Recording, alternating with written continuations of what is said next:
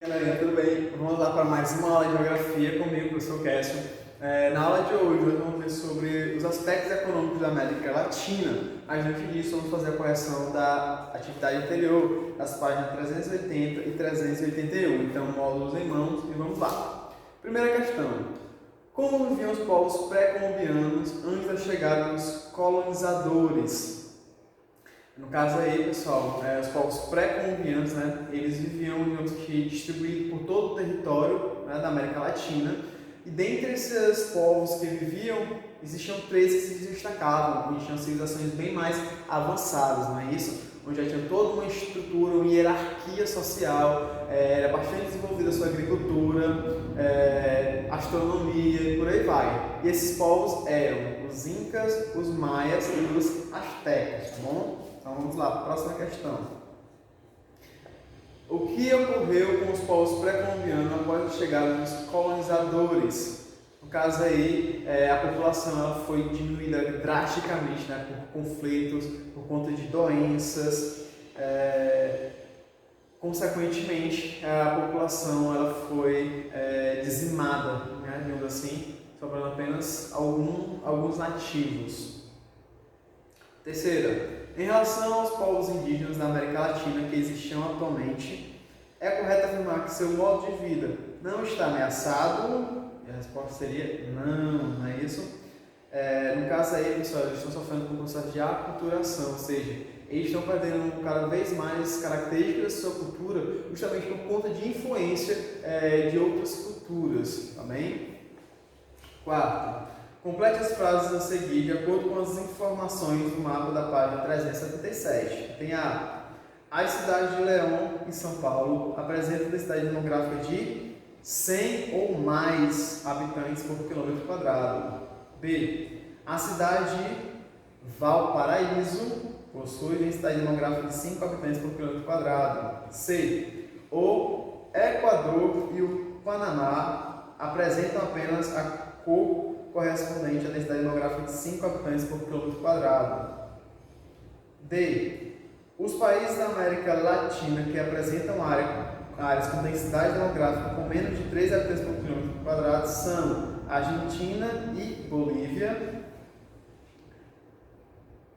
E o último o Uruguai apresenta áreas com densidade demográficas de 5 habitantes por quilômetro quadrado e 100 ou mais habitantes por quilômetro quadrado.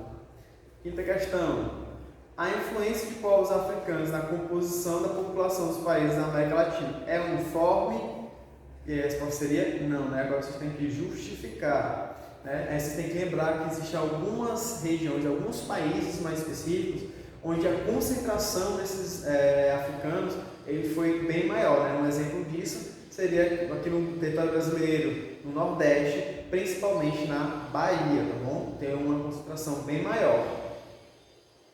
Sexta, analise a pirâmide etária do Brasil e explique como essa representação apresenta a situação de bônus demográfico, quais são as possíveis consequências de ter uma população com as características apresentadas.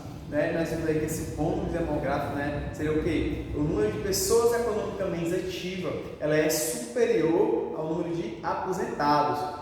Consequentemente, isso seria algo bom, para a nossa economia. Uma vez que o número de aposentados ele supera o número das pessoas que estão no mercado de trabalho, que estão trabalhando, tende a ocasionar um número de problemas no sistema previdenciário. Tá bem? Sétima e última. Leia a manchete de reportagem e responda a questão a seguir.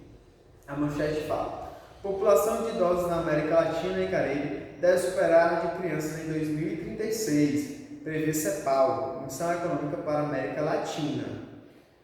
Do que a notícia trata? No caso, ela está falando justamente do envelhecimento da população, não é isso? Qual é a causa do processo evidenciado? No caso aí seria o quê? Seria a redução simultaneamente das taxas de natalidade e mortalidade, ok? Então, feita a correção, vamos lá para a nossa aula de hoje, falando sobre os aspectos econômicos da América Latina. Na aula passada, eu mostrei para vocês que o desenvolvimento dos países, ou seja, o IDH, ele vai ter níveis totalmente diferentes, né? Inclusive os piores estão concentrados na América Central, né? E na economia vai ser praticamente a mesma coisa. Vai existir diferentes níveis de desenvolvimento econômico em cada um dos países que compõem a América Latina. Dentre esses países, vamos destacar 3, né? O Brasil, o México e a Argentina. Por que esses 3 países eles se destacam? Simplesmente por ser os países que foram, digamos assim, enfatizaram, né? Eles investiram mais na sua industrialização. Consequentemente, atualmente esses países são responsáveis pela produção de mais da metade do PIB da América Latina. Para quem não lembra, o PIB é o Produto Interno Bruto, ou seja, toda a riqueza que é produzida, tá bom? Ou seja, 3 países eles tendem a concentrar mais da metade do PIB da América Latina, tá bom? Isso não é algo bom, ok? Mas vamos lá. E aí, como eu vou falar para vocês, a própria colonização, como a América Latina foi colonizada, ela tende a refletir nessas condições socioeconômicas, né? E eu pergunto a vocês, vocês ainda lembram qual foi o tipo de colonização da América Latina? Foi a colonização de exploração, tá bom? Ou seja, eles praticamente levaram todas as riquezas que eles encontraram aqui no nosso território para as metrópoles, que no período era Portugal e Espanha, tá bem? Mas é interessante falar que mesmo esses países, após a sua independência, eles ainda continuaram praticamente com as mesmas características do período onde eles eram colonizados. Como assim? Por acaso o país, a maior parte da sua economia era voltada para a exploração de recursos minerais, eles ainda continuaram com a exploração desses minerais, não é isso? E por aí vai, da agricultura, continuaram da mesma forma, tá bem? Mas vamos lá.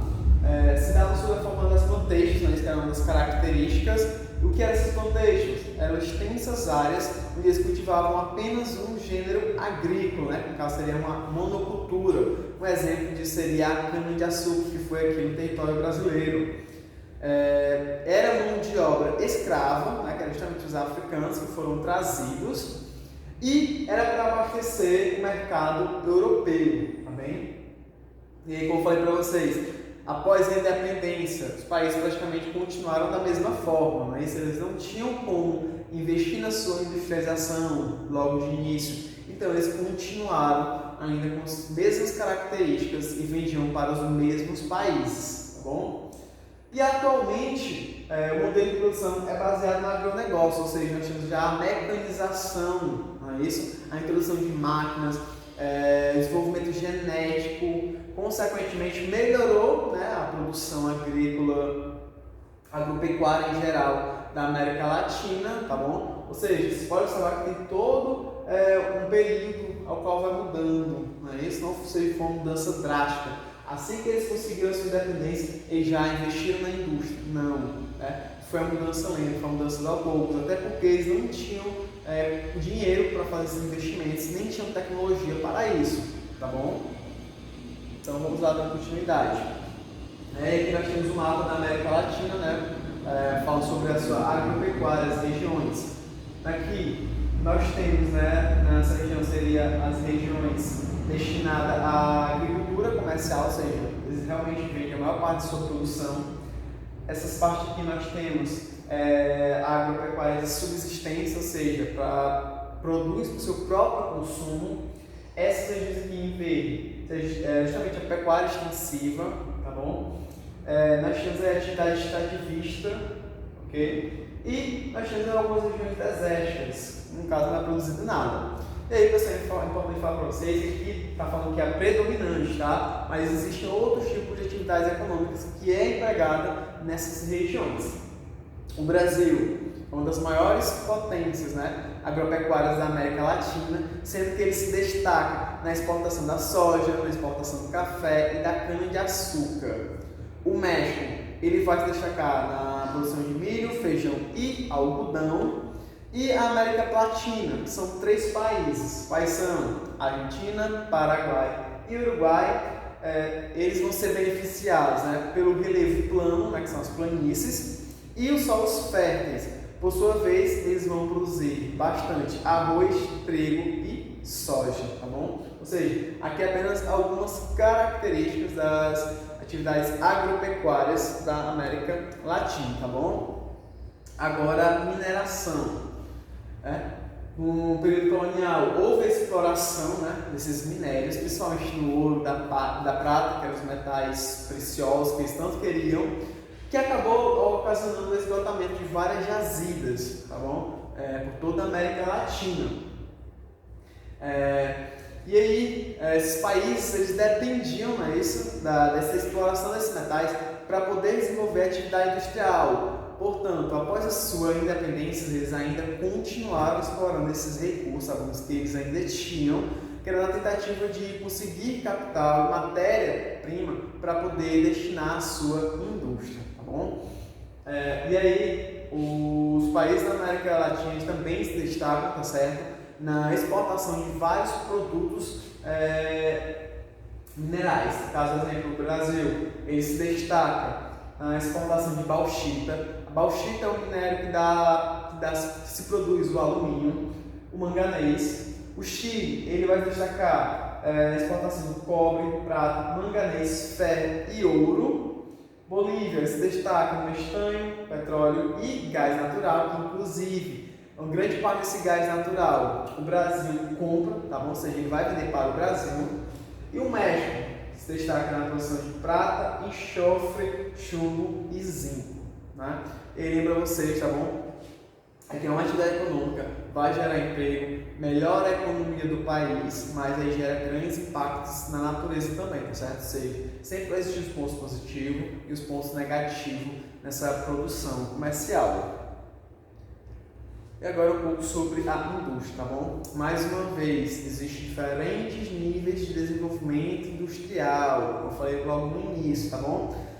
E isso é um resultado principalmente das políticas que foram implementadas por cada governante na América Latina.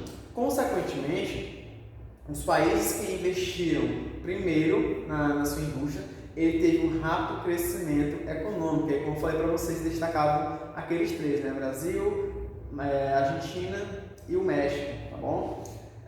Alguns outros fatores fez, no caso, com que alguns países da América Latina eles se vissem obrigados a investir na sua industrialização, Dentro desse motivo, nós temos a Primeira Guerra Mundial, a Segunda Guerra Mundial e a crise de 1929 nos Estados Unidos.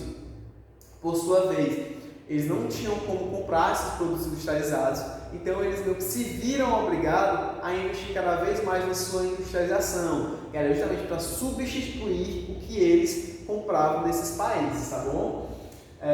Consequentemente, a industrialização vai levar a uma menor dependência desses outros países, tá bom? Só que aí, eles precisavam também de outros fatores, para poder alavancar, digamos assim, a sua atividade industrial. Ele precisava de mercado consumidor. E para as pessoas consumirem, eles teriam que ter trabalho, Ou seja, o governo sempre vai estar lá, certo? Em parceria com essas indústrias, para fazer com que tenha-se um mercado consumidor, as pessoas para comprar. E o governo também criou medidas protecionistas, que é justamente para proteger o mercado interno de produtos externos, ou seja, eles cobravam taxas desses produtos que eram comercializados, que eram vendidos aqui no território brasileiro, um exemplo. O governo também fez fortes investimentos na área de energia, de infraestrutura, que era para melhorar cada vez mais a produção industrial, e atrair também, inclusive, algumas multinacionais ou transnacionais. No entanto, na década de 1980, o governo passou a, digamos, ter uma política mais neoliberal. Para quem não lembra, a política neoliberal seria o quê? A intervenção mínima do Estado. Ou seja, o governo passa a diminuir cada vez mais os investimentos que eles faziam nesses países, tá bom?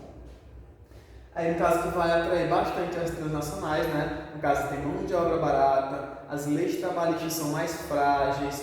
Todos esses fatores tendem a atrair, essas empresas de outros países. Mesmo os países da América Latina, aos poucos, começarem a ter uma produção industrial até bem significativa, eles ainda têm uma grande dependência tecnológica. O que isso quer dizer? que eles não produzem tecnologia. Consequentemente, eles ainda continuam comprando tecnologia de outros países, tá bom? E aí, só lembrando, certo, que os mais industrializados, né, os mais envolvidos, né, que foi para vocês, é México, Argentina e o Brasil, tá bom? E é isso, pessoal, espero que vocês tenham gostado, né? E essa atividade eu vou deixar disponível no Classroom, tá bom? Qualquer coisinha eu vou mandar o link no grupo de vocês, ok? Então, um forte abraço e até a próxima!